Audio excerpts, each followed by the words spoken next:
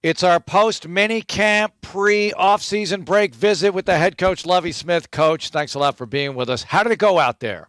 Went great. Really from start to finish. First we asked the guys, a long time ago to show up every day and let us coach you. And we had a lot of things to get done. Felt like we did that. And it all comes down, of course, to that final practice. And one last look. As a coach, you want it to be injury-free. Yeah. So we got a lot of things accomplished throughout. And, of course, today we finished it up the right way. Coach, getting back to – I don't know if we'll ever get back to normal after the pandemic, but it felt a lot normal because it didn't have to be all Zoom. You could go out there and say, hey, this is how you do it, and show the players and show the young guys how you do it. How important was it to be hands-on yet again? It was very important. It was good to get back to normal. I don't think we didn't have a Zoom meeting this entire off season. Wow. So to get back to that, I think it's important to look at a player in the eye, and as you mentioned, to get hands on him, to show him exactly how to do it. There were no restrictions on us, and we had so many players that came the entire time. I think as it ends up, about 39 opportunities we had to get better this off season, and that kind of shows the commitment that the players have. Well, last year you couldn't have any real contact, like full 11-on-11 offense versus defense, right? How strange was that, and how helpful is this, especially for the young players you're trying to develop these guys? It's very important too. It's one thing, with the drills and all of that, and that's really important. And of course, none of all season is in pads, but there's so many other things that you can get done. Just lining up 11 on 11, and teaching the guys, of course, all of the drills. And it's been fun watching the new players. Our rookies come in, and now, you kind of forget that they're rookies a little bit now. They've just blended in with the rest of the guys. And we're seeing how they're going to fit into the plans also. And once you get to this mini camp, it's the only thing that's actually mandatory. So we have our entire football team here. And that's, of course, a good feeling as a coach. Coach, few guys that got brought in after the draft, Mario Addison, Jerry Hughes, not just those guys, but I use those guys as an example because they're seasoned. I won't call them old. They're seasoned. They've been around. But how valuable are they to you and the coaching staff? Because they are leaders. They are instructors. You watch them with some of the young guys, and I've watched John Grenard go over and talk with Jerry and Mario. How important are they to you from that aspect? Yeah, they can go and play, but they can also deliver the message as the coaching staff is trying to give it to them as well, kind of be another voice for you in the locker room. How important is that to use the coaching staff? I think it's critical that you have a certain amount of veterans on your football team. And I'm talking about veterans that's done it a certain way, been true pros throughout. Yep. We just finished up with our last defensive meeting today, and that's one of the things I talked about on, what some of the young players can do. Yep. Spend a little time with Jerry Hughes.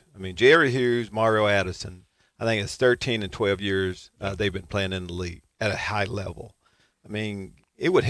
It would benefit a young player to see exactly how they prepare for a season, see what they do. We as coaches are telling them what to do during this break. Right. But exactly how guys that have played at a high level, how they do it has been great. The players coming in. You mentioned Jerry Hughes. He got here a little bit later in the offseason, doing the offseason program, but jumped right in. And it's amazing how people will gravitate to certain players. So he stepped in that role right away, and we have a lot of that on the offensive side of the football too. So you want a little bit of old, and of course a lot out of the young players.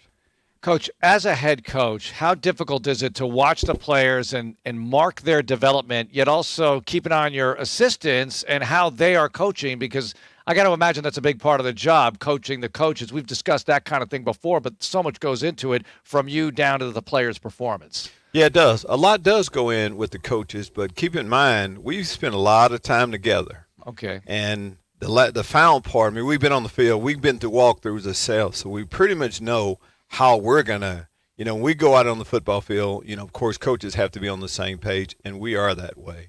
But it's still good to see a new group of guys coming in and see how they're reacting, how they're responding to our coaching. And I love what we're able to do. Of course, Pep Hamilton leading our offensive group. Frank Ross leading, of course, our special teams. And I've seen the guys just get better and better. It matters when you stay here in the off season. You keep putting in that work. Mm-hmm. And so today is the final product a little bit.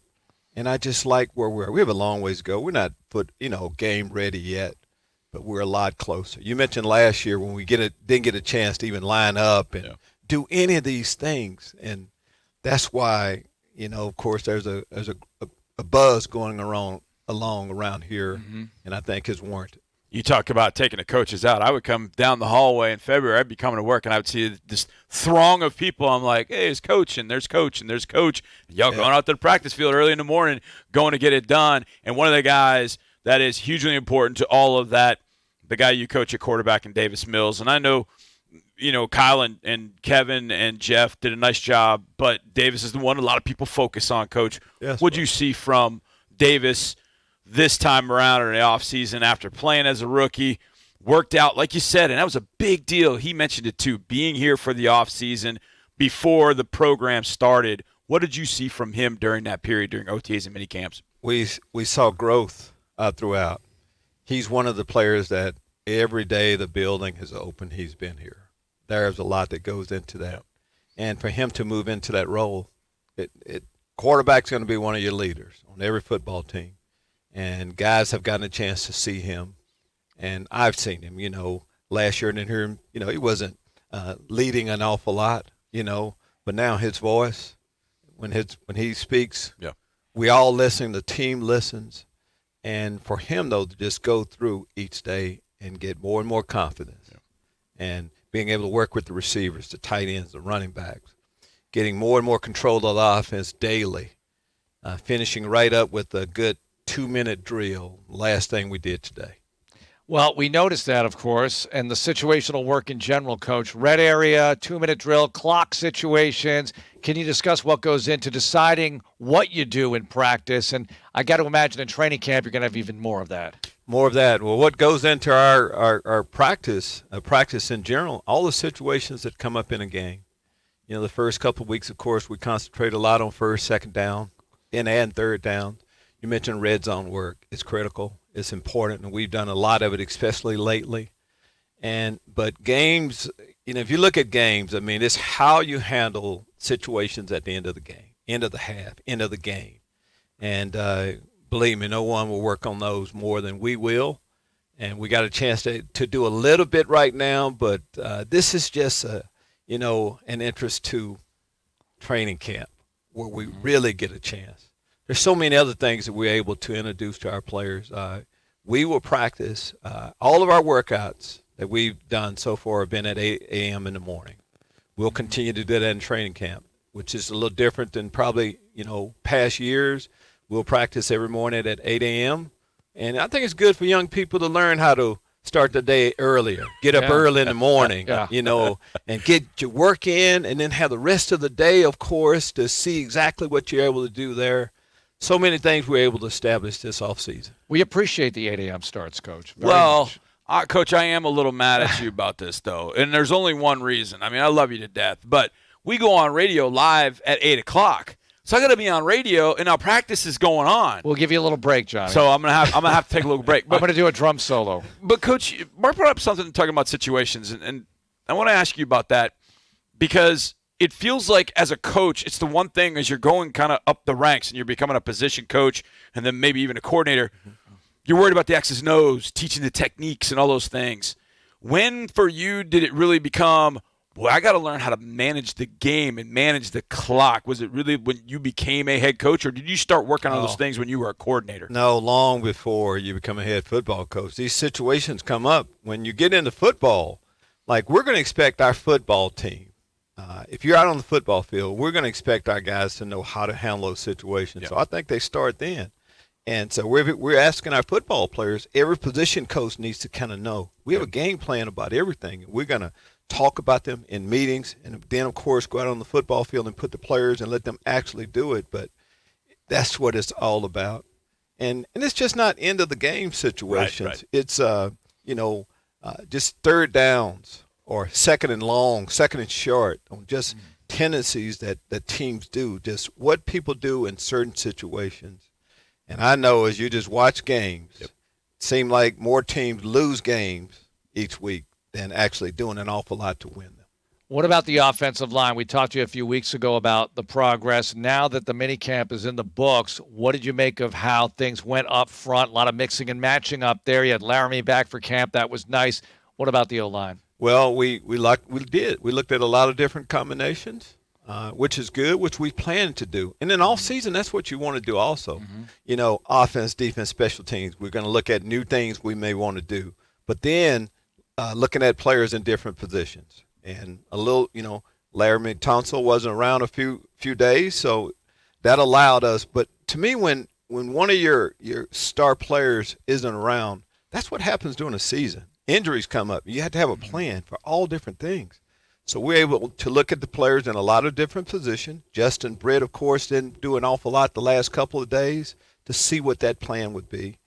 But what we want to do, we're going to address 8 offensive linemen. So some of the guys need to have flexibility on what they can do. Coach Warhop, of course, Coach Hunter, both did a great job coaching the players, and we'll be ready. Coach, 17 defensive linemen are on this roster. I don't know if you got any more stashed, like in the woodworks, somewhere.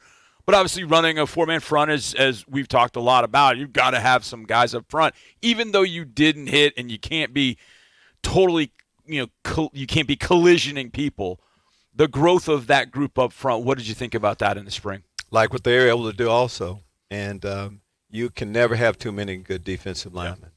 Of course, we're as you mentioned, a 4-man front. We'll address at least 8, so guys know that they're going to play an awful lot. Yeah. But even though you can't, hit, tackle, and go full speed, there's so much good drill work that you can get done, and that's what we're able to do. There'll be great competition. We talked about some of our, Mario Addison, of course, Jerry Hughes, adding some of the players that have been stars in the league, but we have a good group of young players. And to watch their development, Roy Lopez being a rookie last year playing, Malik Collins, of course, second year with us, Ross Blacklock. We have so many players like that. Rasheed Green. I mean, you look at what he was able to do. Jonathan Grenard, of course, is coming off an injury. Even though he wasn't doing an awful lot of physical stuff, just him getting into football, seeing him coach the players, and he will take another big step this year too. Coach, how do you handle where the rookies go group-wise? And I know the depth chart is very fluid this time of year, like we were discussing. And I got to think that it almost doesn't matter because you're out there with players and you can get better at your craft no matter what level you're playing at. And I hate to call it a level, but how do you handle assigning that? Well, for depth chart in general, we don't name starters really in the off season. And as much as anything, we just want guys to get reps. We'll do a lot of different combinations. We have a rep count. We keep track of how many reps each player is getting. So that's all we're promising guys. We will put you on the football field to give you an opportunity to show us exactly who you are. And all of our players that have been here have gotten a chance to do that. So it's more that as opposed to, what team you're working with right now. All of you want to see them in a lot of different situations. We're able to do that. Coach, for a lot of people, when they get this break, everybody's like, well, I'm gonna go home. A lot of guys from all over the place, and I would imagine when you coached in other places, you would come home to Texas, but now you're home in Texas. So what's your plan for the break? You can just stay home? You going to get away? What's the plan for the break for you? Well, I think it is important during this break. And just keep in mind, some of us have been here the entire time. So what we do, I think it's important for you to get away. We're getting ready for a long stretch. Going to come back in July when we get started again. So what do? I mean, I'm going to, we have Marianne and I are getting ready to have our 10th grandchild. So we're going to do a lot of grandchildren visits. Wow. Looking forward to that. Do you love soccer?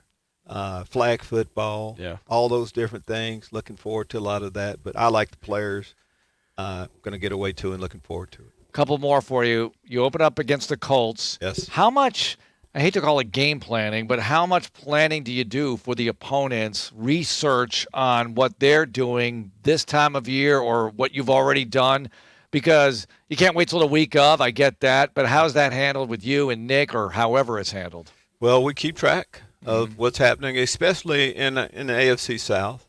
And, of course, opening up with an AFC South opponent. But at the same time, we know quite a bit. Of course, Tennessee and the Colts, keeping the same staffs in place. We're pretty familiar with them. But there's a lot that goes in long before, we get the preseason games and the regular season. We're always kind of paying attention to what's going on with them. All right. Coach, thanks a lot for joining us. Anytime. Have a great break. Thanks for watching. Subscribe to our channel and ring the bell to know when we post new content.